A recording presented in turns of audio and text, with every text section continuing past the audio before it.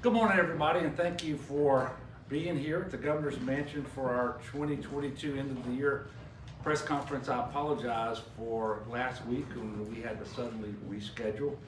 I think you understand why we had to do that, and I'll get into the tornadoes in just a moment. I want to start off by saying that by and large, this is an incredibly positive year for our state, where we made a lot of progress in a number of areas, and I'll highlight some of those in just a moment. And obviously, we continue to have challenges as well, as I think all states do, and certainly sometimes it seems like we have more than our fair share. I do want to ask everyone to keep the victims of last week's tornadoes in your prayer. You know, we were sort of congratulating ourselves and very thankful, and rightfully so, that we had the best hurricane season in 31 years. And then last week, we had at least 11 tornadoes in 24 hours, literally in every corner of the state. 3 people were killed, 5 people remain hospitalized, and many more are outside of their homes, which were damaged or destroyed to the point where they're just not habitable. All that 10 days before Christmas. And so let's keep these people in our thoughts and prayers, but more than that, let's see what we can do. And certainly we're doing that as a state, working with the Parish Office of Emergency Preparedness. But I'm asking individuals to see what you can do by donating. And each of the parishes that sustained damages have these efforts underway. And by the way, just in case you don't know each of the parishes, they're Caddo, Union, Rapides, Iberia, St. Charles, Jefferson, Orleans, and St. Bernard. So if you're able, please consider donating to a local charity or contacting one of the impacted parishes about donation drop-off sites, what continues to be in need. I want to start with some news. You may have seen it, I think about an hour ago, we issued a press release about Capitol Lakes, which is just right outside this building. On this past Friday, I sent a letter to the EPA as the final step required to classify the long-polluted Capitol Lakes as a Superfund site. This makes it eligible for federal cleanup oversight and funding. And that typically happens with a 10% state match, 90% by the EPA. However, most often recently, and we think this will be the case, the state match requirement will likely be waived, but we'll be prepared to meet it should it not be waived. But just a little backstory on this. Pollution has been a problem at this lake since the early 1980s at least. And PCBs were detected back then, and there were steps taken to try to encapsulate the contamination. You may know, and you can still see the signs are still posted. The Department of Wildlife and Fisheries put up signs warning against the consumption of the fish. Those signs remain up. However, back in 2017, sampling by DEQ showed that the contamination was still present at unacceptable levels, and it wasn't encapsulated. It was actually in the water. And any option to remedy this problem is obviously a huge undertaking that the state just didn't and really still doesn't have the resources for. So we've been working with the EPA on the assessment all the way through, and now we have the opportunity to breathe new life into the lakes, make them safe for wildlife and recreational use. It is going to take some time. These things don't happen immediately, but if you don't move forward, if you don't work with the EPA, if you don't get on the site, then it never would happen. And quite frankly, it's not a problem we should punt into the future. We know it's there. We need to take care of it now. And I think the end result is going to be a huge asset to our capital region. You know, one of the things that I said quite often during my campaign for re-election, and had a hymn that was sung at my inauguration back in early 2020, was that God will order your steps. We have been taking steps in Louisiana. And that's consistent with the other part of that. God will order your steps, but you have to move your feet. We have been doing that. At the end of last week, we announced that for the 6th month in a row, we've broken our own unemployment record with non-seasonally adjusted unemployment at 2.9%. Seasonally adjusted remained at 3.3%. That's quite impressive as it is, but I think it's even more impressive when you think where we were 2 years ago, a little less than 2 years ago, at the height of the COVID-19 pandemic.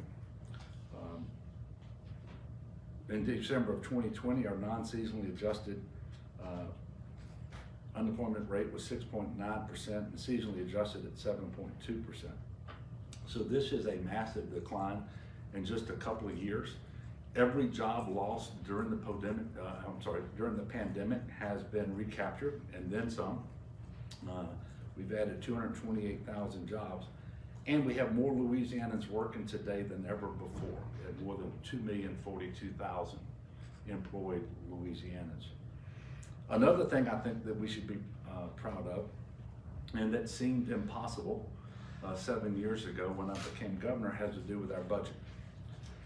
This year we passed a budget that makes historic investments in education at every level, unprecedented amounts of funding for our infrastructure, to include broadband, just to name a few things. Higher education, for example, received the largest state funding increase ever at almost $85 million in state general fund, another $74.3 million in statutorily dedicated funds. But pre-K, the new investment exceeded $80 million, incredibly important for us in our future. Y'all know that K through 12 teachers received a $1,500 pay raise. And after all of that, there was still more than $300 million in recurring revenue that went to one-time expenditures. Contrast that to the situation before I became governor, when every year more and more one-time dollars were spent on recurring expenditures, which we haven't done a single time since I've been governor.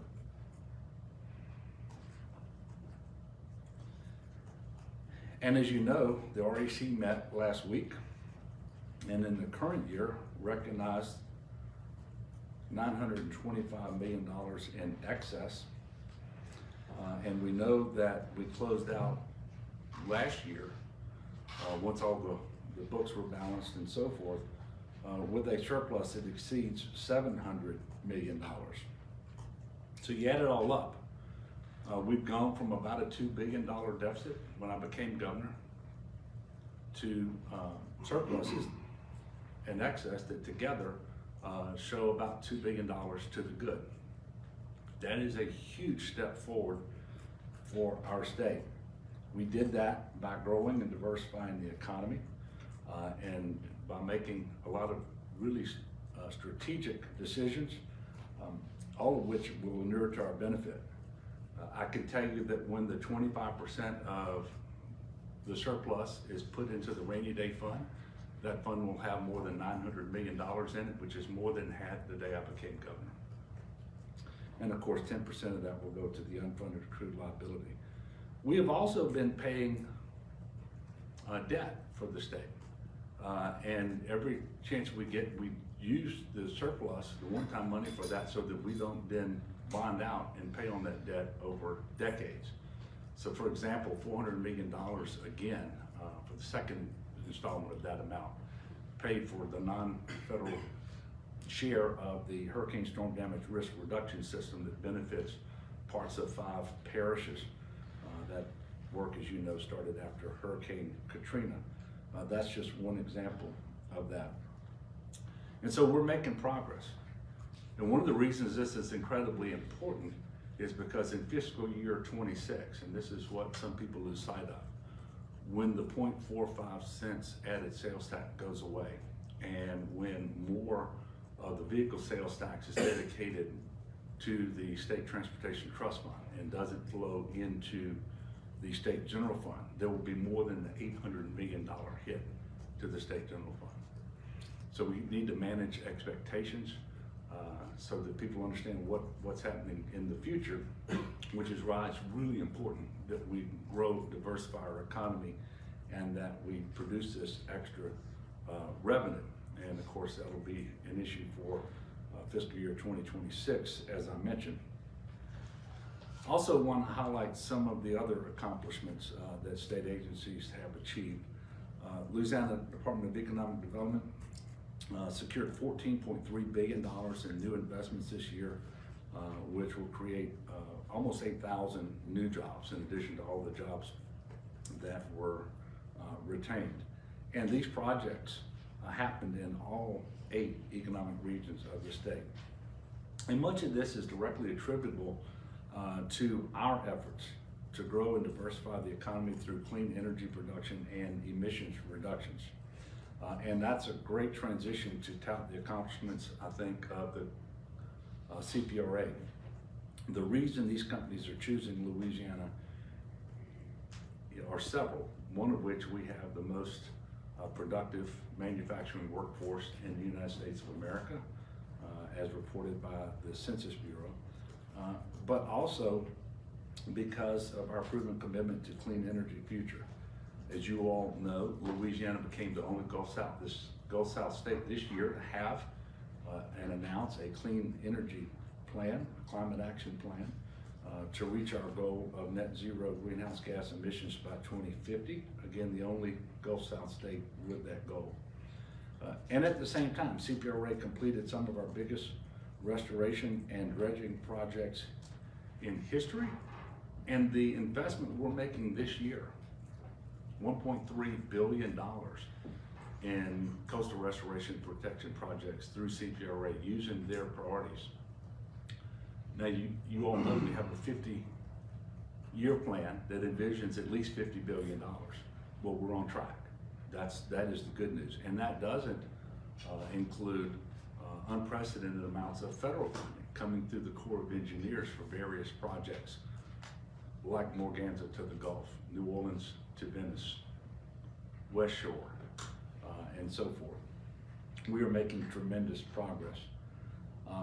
In addition, the Department of Natural Resources applied for and was granted $25 million in federal funding for restoring orphan well sites through the Infrastructure Investment and Jobs Act. And we're going to do that in a way that maximizes the reduction in fugitive emissions of methane. And on top of that, the U.S. Fish and Wildlife Services, through a CEA, contracted with the Department of Natural Resources to spend another $12.7 million to close 151 wells on federal refuges. The DOTD has been hard at work this year. Louisiana is set to receive approximately $1 billion over the course of 5 years through the Bridge Formula Program as part of the bipartisan infrastructure law. There are over 500 locally owned off-system bridges in Louisiana that are eligible to receive the funding. And we have carved out $270 million for this purpose. And over the next 5 years, we will replace or repair 5 times as many off-system bridges as would have otherwise been the case because of this funding that we've allocated for this purpose. And we will work with the local parishes to determine which bridges get repaired, which are most important to them. DOTD also received word in August that our request for reallocated federal highway funding was approved. This time it was $97.8 million.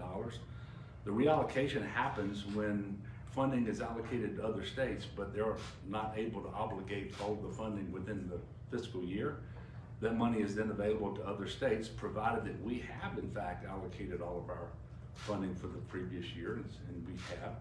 You have to have the projects for the funding, and then you have to have the non-federal match.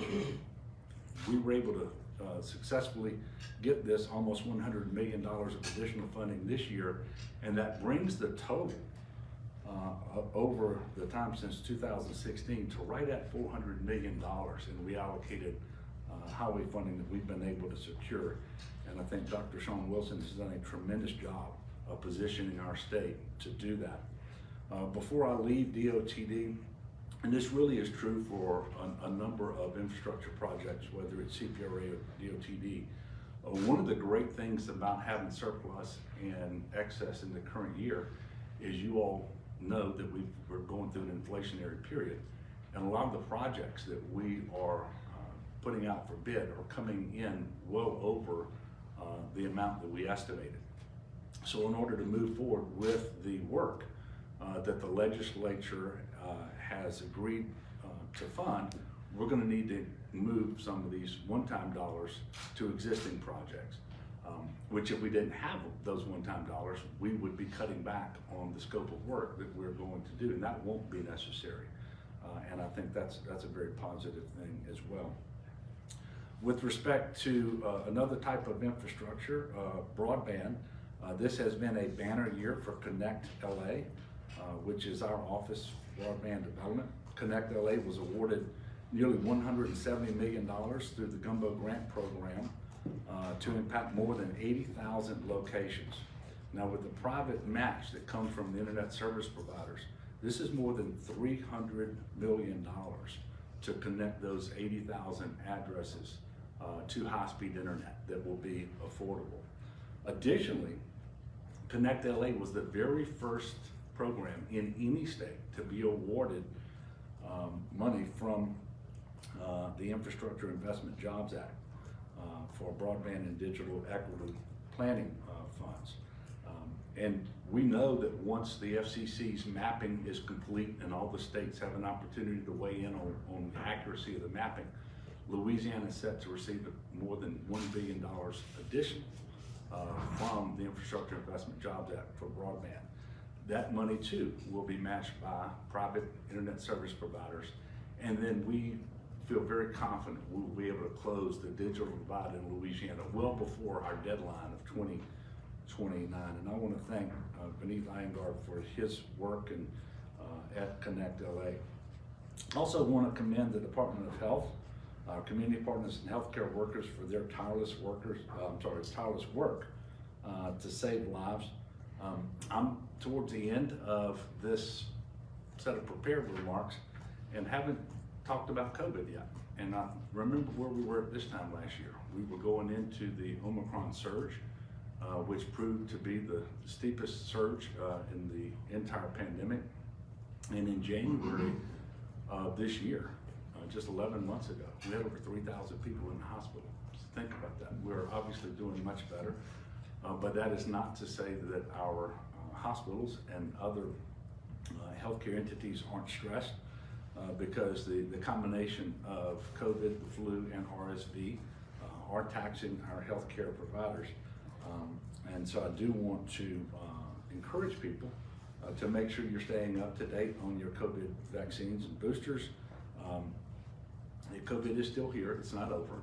And you all know that typically in winter, when people come together indoors, there's an increase in COVID. That will likely happen again this year, but we have the tools to protect ourselves. We know who's most vulnerable to the disease as well. But we're also having one of the worst flu seasons that we've seen in a very long time here in Louisiana and around the country. There are flu shots available for that as well to maximize the protection that you have.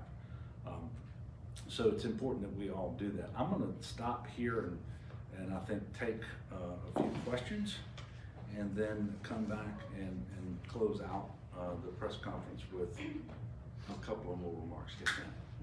Yeah, the insurance commissioner has asked for a special session to put funding into an incentive fund. Do you agree that that should happen, and do you believe that that's the best way to bring insurance companies back here in Louisiana? Yeah. Well, we're working with the insurance commissioner. We've had a number of conversations with him. I don't believe we will do a special session, but what we do have the opportunity to do, precisely because we have excess in the current year, when we go into session in April, we can very quickly take up a supplemental appropriation that would move money that is excess current year into the incentive program that was reestablished through legislation last year. And we will spend the time between now and April working with the commissioner and with legislators to determine what that amount of funding should be. But it will be in the neighborhood of what the commissioner is asking for. And I do think it's something that we need to do. I mean, this is a crisis that got worse this year, even though we didn't have a hurricane. And it shows the interconnectedness of the markets, because there was actually 2 hurricanes in Florida, and many of the insurance companies who are in the market here in Louisiana are also in Florida. So when they get stressed there, sometimes that causes them to stop writing in Louisiana as well. It's obviously this is a crisis situation, given the tremendous increase in the book of business that is being underwritten by citizens, not supposed to be an insurer of last resort. So yeah, we're going to have to do something, and so we look forward to working with them. But I don't see a special session to do this, but I think we can take it up early in April and get the funding necessary for that incentive program. Yes, sir. Remember, like you said, the REC recognized about another $1.5 million for FY23 and FY24. Do you have any ideas on how you want to use that money, keeping in mind what you said about the sales tax going on? Yeah, so the REC recognized the additional revenue, which is, when you say $1.5 billion, so I think it's important to kind of keep those numbers in their silos. So the Commissioner of Administration will present the executive budget proposal to the legislature in February. That session where they will take up the budget will start in April. But the additional recurring revenue for next year is in the $600 million range. Obviously, there are some things that we know we need to do with that to increase funding for some state agencies such as DCFS, but we know also we want to continue to invest in education with teacher pay and so forth. And then it would be my expectation that not all $600 million of additional recurring revenue would be reflected in the budget for recurring expenditures, that like we did last year, some amount of that would be carved out for one time. I think that that's really important as we approach FY26 and make sure that we are being very responsible about how we get there, so that when that $800 million hit the state general fund comes, that it's something that we can, as a state, handle without precipitous funding cuts to essential priorities. And we're certainly well on that path based on what the REC has recognized as recently as last week. Yes, ma'am. Earlier this year, several abortion restrictions that you signed went into effect. With the hindsight of the few months, do you think that transition is running smoothly, or do you think there's room for improvement that needs to be addressed in the next session? Well, as you've heard me say before, I do think that there's improvement that needs to be addressed. So things have been, I would say, relatively smooth. We've obviously had some isolated cases where individuals weren't able to access an abortion in state when they probably should have, especially given the medical futility exception that we have. Additional work has been done on that by the Department of Health to increase the specific conditions which would satisfy the exception, and leaving the general catch-all language of the medical futility exception as it is in the statute. But you've heard me say this before, and I continue to believe that we should have an exception for rape and incest as well. So that's something that I hope the legislature, and we'll ask the legislature to put in place in statute in the session that starts in April. Yes, ma'am. With your term, the end of your term approaching, what are your top priorities in your time left as governor? Yeah, well, first of all, there's enough work to do, and we're going to work hard every single day over the course of the next 12 and a half months or whatever it is that I have left. And really want to make sure that when we leave, that we leave it better than we found it. And the same thing that your first grade teacher taught you, or your mom and dad taught you as a little kid. And that should play out, especially as it relates to the fiscal situation in the state. When you think back to just how bad it was, the day that I became governor, there was over $800 million of one-time money in the budget for recurring expenditures. And we had already cut higher education more than any other state in the nation over the previous years.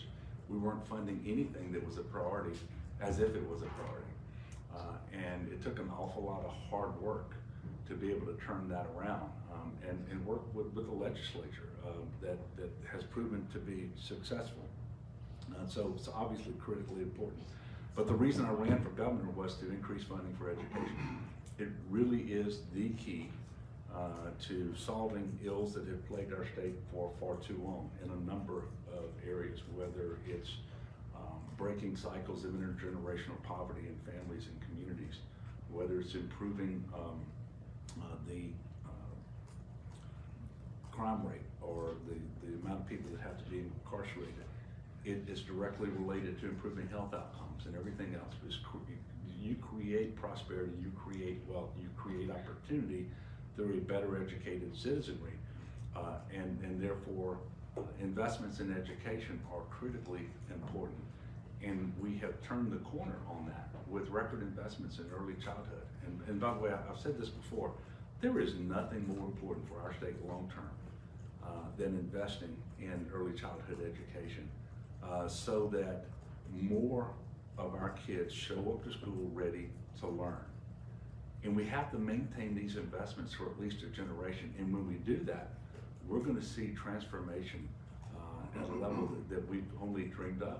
I really believe that, but we have started that. And so being able to continue that and hand that off to the next legislature, to the next governor, whoever he or she would be, is among my highest priorities. And clearly, we have unprecedented opportunities to invest in infrastructure in Louisiana too. Both because it is a priority for us, and we have the surplus money that, as you know, has to be spent on one-time expenditures like transportation infrastructure, like coastal restoration and protection, for example, and the capital outlay program to include deferred maintenance and improvements on our college campuses. So all of that's going to be critically important. And then you layer on top of that opportunities we have through the bipartisan infrastructure law. And now the Inflation Reduction Act is going to be very helpful as well. And I just think we have tremendous opportunities to invest in infrastructure too, that will make our state a better place to live and to invest and to work and all of those things. So so all of that's very important, and we certainly are going to be moving forward on all of those fronts and many more over the coming year. Yes, sir. Governor, you still willing to meet with the legislative committee on the Ronald Green issue, and have there been any discussions on trying to make that happen? Not to my knowledge. You know, I was scheduled to go, and the committee rescinded the invitation or whatever. I don't know if they canceled that meeting or whatever. Then there was a subsequent meeting that had been scheduled for quite a while, and a few days before it, they invited me. I had a schedule full of events, but as I told them then, I'm perfectly happy to sit down and speak with them. I can't imagine they have a question that I haven't already answered, because I've addressed every question that's been put to me, and have been asked, I think, about this at least twice about every single aspect of it, as best I can tell. Yes? Following the Ronald Green. I'm coming over here next. Oh, I'm sorry, yeah. Go You were in ahead. the back, but I'll come back to say. Go ahead, I'm sorry. No, go Just ahead. following the Ronald Green case, is there anything that you regret or wish you had done differently now that charges have come out and there's a lot more information available? No, look, as I have said from the very beginning, that when this was obviously became public and so forth, that I believe there was criminal conduct in the manner in which the state police took Mr. Green into custody subsequent to the motor vehicle accident. I think by and large, the indictments reflect that. And so I don't know of anything else that I would add at this point. Yes? Governor, a lot of those projects you mentioned in the part about LED up top involve some element of carbon capture, Yeah. which, as you know, has become controversial both for effectiveness and potential risks downside. Do you think those current concerns are justified, and if so, how might they be addressed? Yeah, no, I don't. And I think the science is sound. I think carbon capture, utilization, and storage is safe. And it's safer here in Louisiana than anywhere else because we have the geologic formations here in a high number that will permanently sequester the CO2 in a very safe way. But I do know that we have to do more, both as a state, working primarily through DNR, but primarily the private companies looking to invest in this area, to talk to people in the communities about carbon capture, and about the science, and about the safety, and how the integrity of these formations is ascertained in advance, so that they know that this is safe. Look, carbon capture is a huge part, not just of our state climate action plan, but it's very important for the country and for the world. And we are going to transition away from fossil fuels, and they will be consumed in smaller and smaller amounts as we move forward over the coming years and decades. But we can't flip a switch today and get off of fossil fuels, and therefore, if we want to achieve our carbon reductions, carbon capture is going to be an integral part of that. And quite frankly, we can't achieve our goals here in Louisiana. The country can achieve its goals without carbon capture. And this is happening elsewhere in the world too, not just here, but around the world. And so it is something that I believe in, but I know that we have more work to do in educating people, listening to them, answering their questions, and so forth. Yes, ma'am. Recently, the Attorney General launched a tip line about child sexualization in libraries. Are you concerned about child sex trafficking and obscene material in libraries, and do you think that's something the legislature should address? All right, so just to make sure, child sex trafficking is that may not be what you were asking, but obviously we know that around the world, here in the country, in our state, we have human sex trafficking that includes children. That is a real concern of mine and of all law enforcement, all state agencies, and so forth. And that's something we have to do to educate people about, to prevent as much as we can. But now, if your question is about the availability in our school libraries and other libraries of reading materials, and I don't really, is that what you're asking about? I believe the tip line was to address both obscene materials and the possibility of child sex trafficking as it regards to libraries. Yeah, so I mean, I don't know what sort of tips he's getting. Anything that we can do, I think, to alert officials to human sex trafficking involving children is incredibly important. You know, I go all over the state all the time, and I speak to people.